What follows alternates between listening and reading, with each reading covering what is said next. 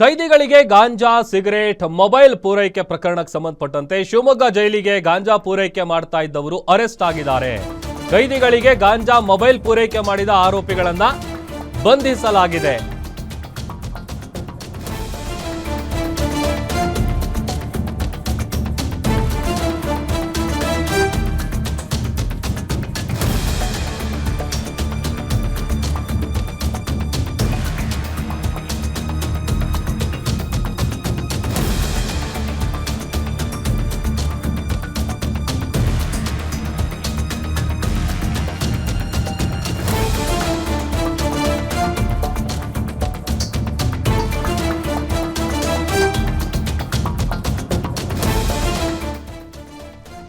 ಅಪರಾಧ ಕೃತ್ಯದಲ್ಲಿ ಭಾಗಿಯಾಗಿ ಜೈಲಲ್ಲಿರುವಂತಹ ಕೈದಿಗಳಿಗೆ ಗಾಂಜಾ, ಮೊಬೈಲ್ ಪೂರೈಕೆ ಮಾಡ್ತಾ ಇದ್ದಂತ ವಿಚಾರಕ್ಕೆ ಸಂಬಂಧಪಟ್ಟಂತೆ ಆರೋಪಿಗಳನ್ನ ಅರೆಸ್ಟ್ ಮಾಡಲಾಗಿದೆ.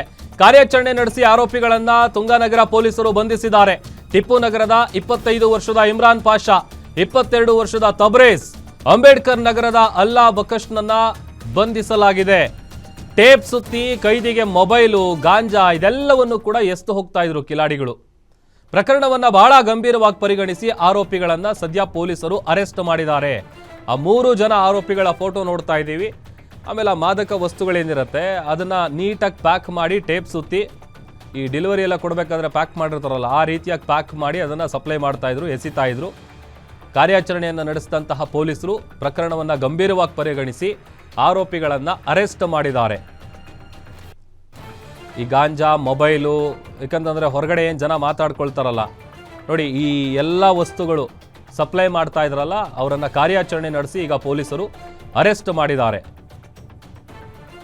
ಹೆಂಗಾರ ಮಾಡಿ ಅಲ್ಲಿರುವಂಥ ಕೈದಿಗಳಿಗೆ ಹೆಲ್ಪ್ ಮಾಡಬೇಕು ಅಂತ. ಇದು ಕೇವಲ ಒಂದು ಶಿವಮೊಗ್ಗದಲ್ಲಿರುವಂಥ ಜೈಲು ಒಂದೇ ಅಲ್ಲ, ಆಲ್ಮೋಸ್ಟ್ ಪ್ರತಿಯೊಂದು ಜೈಲುಗಳ ಪರಿಸ್ಥಿತಿ ಕೂಡ ಇದೇ ರೀತಿಯಾಗಿರುತ್ತೆ. ಪದೇ ಪದೇ ಆ ಥರದ ಘಟನೆಗಳು ನಾವು ನೋಡ್ತಾ ಇರ್ತೀವಿ.